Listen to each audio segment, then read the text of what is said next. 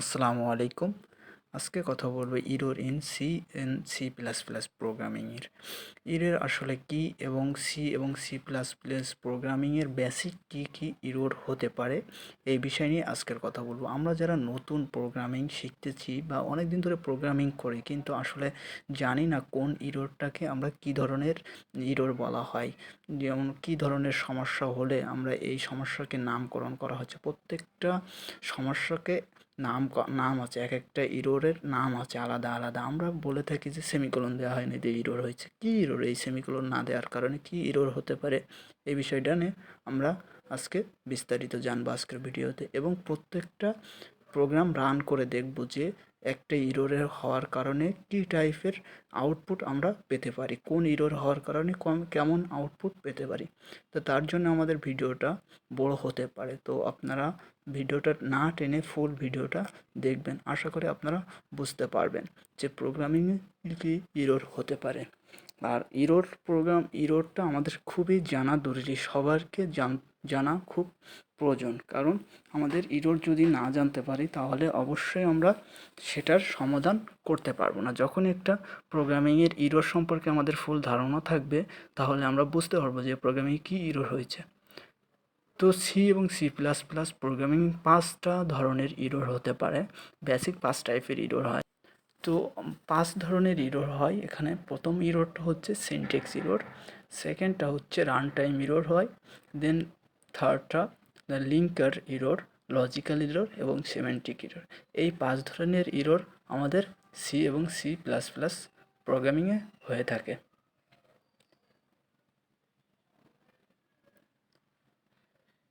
তো সি এবং C plus plus প্রোগ্রামিংয়ে আমরা এই 5 ধরনের ইরোর লক্ষ্য করব। তো ফার্স্টে হচ্ছে সিনট্যাক্স ইরোর। সিনট্যাক্স ইরোর আসলে এমন একটা ইরোর যে ইরোরটা হচ্ছে আপনার যখন প্রোগ্রাম লেখার নিয়মকে লঙ্ঘন করে ফেলি। একটা নিয়ম আছে সি এবং সি প্লাস প্লাস প্রোগ্রাম লেখার, এই নিয়মটা লঙ্ঘন করাকে হচ্ছে সিনট্যাক্স ইরোর বলা হয়। ফার্স্ট অফ অল আমরা দেখতে পাচ্ছি মিসিং প্যারেনথেসিস বলতে যখন আমরা ব্র্যাকেট মিস করি, সেকেন্ড ব্র্যাকেট, ফার্স্ট ব্র্যাকেট অথবা থার্ড ব্র্যাকেট, যে কোনো ব্র্যাকেট, যে জায়গায় ব্র্যাকেট, এটা হচ্ছে সিনট্যাক্স ইরোরের ভিতরে পড়ে। দেন হচ্ছে printing value of variable without declaring it, মানে আমরা ভেরিয়েবল ডিক্লেয়ার না করে যদি আমরা আউটপুটে সেই ভেরিয়েবলটা লিখে তাহলে যে ইরোরটা হয় সেটা সিনট্যাক্স ইরোর। দেন হচ্ছে মিসিং সেমিকোলন, মানে সেমিকোলন যদি না দিই কোনো স্টেটমেন্টের সাথে, যে যার ফলে যে ইরোরটা হয় এটা হচ্ছে সিনট্যাক্স ইরোর বলা হয়। তো এখানে দেখতে পাচ্ছেন একটা প্রোগ্রাম লেখা আছে ফুল, মনে হচ্ছে প্রোগ্রামটা সম্পূর্ণ রাইট আছে, কিন্তু আসলে কিন্তু এই প্রোগ্রামটা একটা ইরোর আছে। ইরোরটা কি, যেখানে প্রিন্ট এফের এখানে কিন্তু একটা সেমিকোলন মিসিং আছে প্রিন্ট এফ এই লাইনের। সো এই লাইনের মিসিং, এই সেমিকোলন মিসিংটাকে আসলে যে বলা হয় সিনট্যাক্স ইরোর। তো এই প্রোগ্রামে যে ইরোরটা সংঘটিত হয়েছে সেই ইরোরটার নাম হচ্ছে সিনট্যাক্স ইরোর, কারণ আমরা এখানে একটা সেমিকোলন মিস করছি।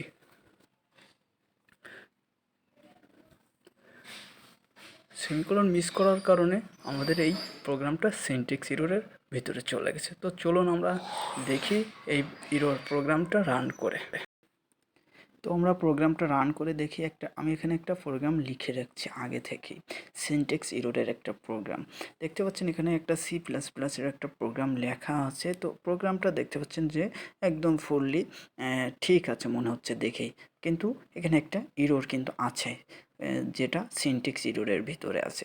তো আমরা প্রোগ্রামটা আসলে রান করে দেখব যে আসলে সিনট্যাক্স ইরোর আসলে কম্পাইলার শনাক্ত করতে পারে কিনা। অবশ্যই কম্পাইলার এই ইরোরগুলো ধরতে পারে, কিন্তু আমাদের আগের থেকেই এই ইরোরগুলো সংশোধন করা উচিত। দেখছেন পাচ্ছেন রান করার পরে এখানে একটা আছে এক্সপেক্টেড হচ্ছে সেমিকোলন বিফোর রিটার্নের পূর্বে একটা সেমিকোলন দিতে হবে। তো সেমিকোলনটা হচ্ছে সি আউট, ওই লাইনে যখনই এই সি আউট লাইনে আমরা একটা সেমিকোলন দরকার। এই ধরনের ভুলকে বলা হয়ে থাকে সিনট্যাক্সের। এখন যদি প্রোগ্রামটা রান করি দেখবেন, রান করার পর দেখতে পাচ্ছেন প্রোগ্রামটা সঠিকভাবে একদম সাকসেসফুলি রান হয়েছে। তো এইটা হচ্ছে সিনট্যাক্স ইরোর। আসলে এই ধরনের ভুলটা যদি হয় কোনো প্রোগ্রামে তাহলে সেই ইরোরটাকে বলা হয় সিনট্যাক্স ইরোর। দেন পরবর্তীতে আমাদের যে ইরোরটা আছে সেই ইরোরটার নাম হচ্ছে run time error. Run time error আসলে কি? রান টাইম ইরর হচ্ছে যখন সফলভাবে কম্পাইলেশন এবং এক্সিকিউশনের সময় যে ইররগুলো হয়ে থাকে সেই ইররটাকে হচ্ছে রান টাইম ইরর। এই ধরনের ইরর কম্পাইলার শনাক্ত করতে পারে না, কারণ আপনি প্রোগ্রাম রান হবে কিন্তু সঠিক আউটপুট পাবেন না, কারণ এইটা আপনার কম্পাইলার বা ধরতে পারবে না যে কী ভুল হয়েছে বা সেটা নির্দেশ করবে না। তো এই রান টাইম ইররটা দুই কারণেই হয়। যে মোস্ট কারণগুলোর কারণে এটা রান টাইম ইরর হয়, তার ভিতরে একটা ডিভিশন বাই জিরো। জিরো দ্বারা যদি কোনো পূর্ণ সংখ্যাকে ডিভিশন করা হয় তাহলে তখন যে ইররটা হয় সেটা হচ্ছে রান টাইম ইররের ভেতর। আরেকটা হচ্ছে ভ্যারিয়েবল ওভারফ্লো, যখন ভ্যারিয়েবলকে যেমন ইন্টিজার টাইপের ভ্যারিয়েবলের।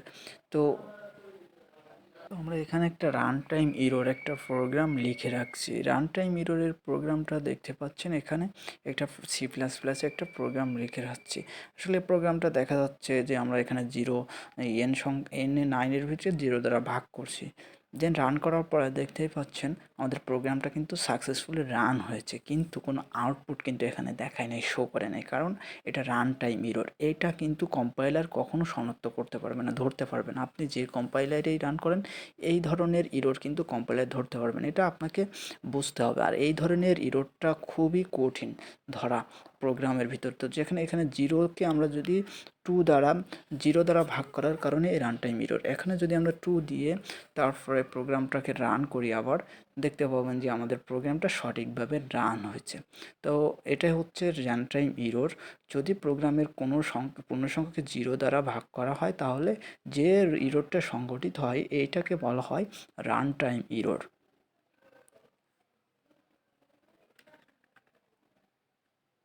দেন পরবর্তীতে যেটা হচ্ছে এটা হচ্ছে লিঙ্কার ইরর। লিঙ্কার ইরর কি বলতে আমরা বুঝতেই পারছি এখানে লিঙ্ক করা হয় এমন কিছুর সাথে, এই টাইপের ইররকে হচ্ছে লিঙ্কার ইরর বলা হয়।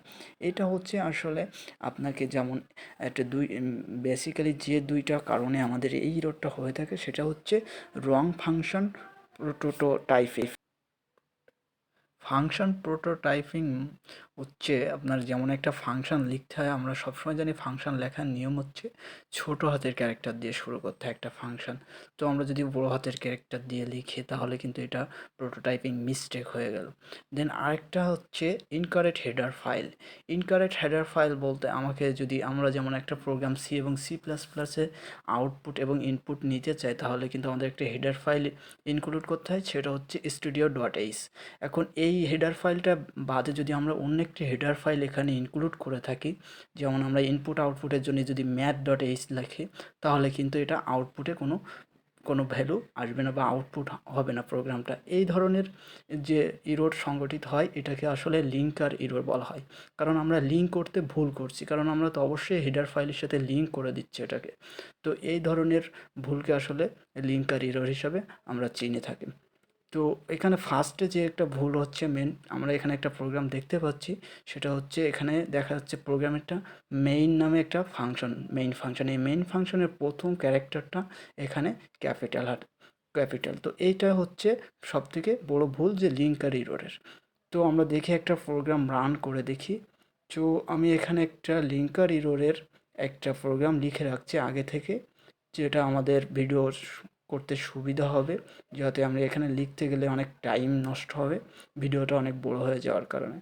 তো দেখতে পাচ্ছেন এখানে একটা প্রোগ্রাম আছে যেটা আমরা রান করার পরে দেখতে পাচ্ছেন এখানে একটা রং মেসেজ দিছে আসলে, কিন্তু এই মেসেজ থেকে আমরা কিন্তু কিছুই বুঝতে পারতেছি না যে আমাদের এখানে প্রোগ্রামটা কোথায় ভুল আছে। তো এই ধরনের ভুল কিন্তু কম্পাইলার কখনো আপনাকে ডিরেক্টলি বলে দিবে না যে কোথায় ভুল আছে, এটাকে আপনাকে বুঝতে হবে। তো এই ধরনের ভুলটা বোঝার জন্য আপনাকে অবশ্যই ফাংশনটা চেক করতে হবে এবং ফাংশনের এটা স্মল লেটারে দিতে হবে। দেখেন এখন আমাদের প্রোগ্রামটা সঠিকভাবে রান হয়ে গেছে। তো এই ধরনের ভুল যদি হয়ে থাকে প্রোগ্রামে তাহলে সেই প্রোগ্রামে যে ইরর বলা হয়ে থাকে সেটা হচ্ছে লিঙ্কার ইরর। এখন আমরা দেখব লজিক্যাল ইরর। পরেরটা লজিক্যাল ইররটা আসলে লজিক্যালি কোনো সমস্যা যদি আমরা ফেস করে থাকি, লজিক্যাল ত্রুটির কারণে লজিক্যাল মিস্টেক করে থাকি তাহলে যে ইররটা হয়ে থাকে এটা লজিক্যাল ইরর বলা হয়। তো এটা লজিক্যাল ইররের কারণে দেখা যাচ্ছে আমরা কাঙ্ক্ষিত আউটপুটটা পাই না, যে আউটপুটটা আমরা আশা করি সে আউটপুটটা আসলে হয় না। যেমন আমরা এখানে দেখতে পাচ্ছি মেইন যে ইররগুলো হয় যে কারণে, সেটা হচ্ছে সেমিকলন আফটার লুপ। মানে আর লুপের পরে যদি আমরা সেমিকলন দিই তাহলে আমাদের এই লজিক্যাল ইরর হয়। দেন হচ্ছে সেমিকলন আফটার ফাংশন, কোনো ফাংশন লেখার পরে যদি সেমিকলন দিই তাহলে এই ধরনের ইররটা হতে পারে, লজিক্যাল ইররটা। মেইন ফাংশনের পরে যদি সেমিকলন দিই তাহলে কিন্তু এটা ইরর হয়ে গেল। দেন আমরা এখানে ফর লুপের পরে একটা সেমিকলন দিয়েছি। জাস্ট ফর লুপের পরে সেমিকলন দেওয়া মানে এখানে হচ্ছে আমরা কম্পাইলেশন বা এক্সিকিউশনের নির্দিষ্ট আউটপুট মান করে দিচ্ছে, যার জন্য যে ইররটা হবে এটা হচ্ছে লজিক্যাল ইরর। তো আমরা এখানে একটা লজিক্যাল ইররের একটা প্রোগ্রাম লিখে রাখছি, দেখি এটা রান করি। রান করার পরে দেখা যাচ্ছে আমাদেরকে এখানে বলে দিচ্ছে কিন্তু যে ফর লুপের পরে আমাদেরকে সেমিকলন দেয়া আছে। তো এই ধরনের ইরর অনেক সময় কম্পাইলার শনাক্ত করতে পারে না। তো এটা আমাদেরকে অবশ্যই লক্ষ্য রাখতে হবে যে কখনো ফর লুপের পরে সেমিকলন দেওয়া যাবে না। দেন আমরা যদি এখন রান করি তাহলে অবশ্যই আমাদের প্রোগ্রামটা রান হবে। দেখতে পাচ্ছেন এখানে রান হয়েছে প্রোগ্রামটা সাকসেসফুলি। তো এই ধরনের ইররকে বলা হয় লজিক্যাল ইরর।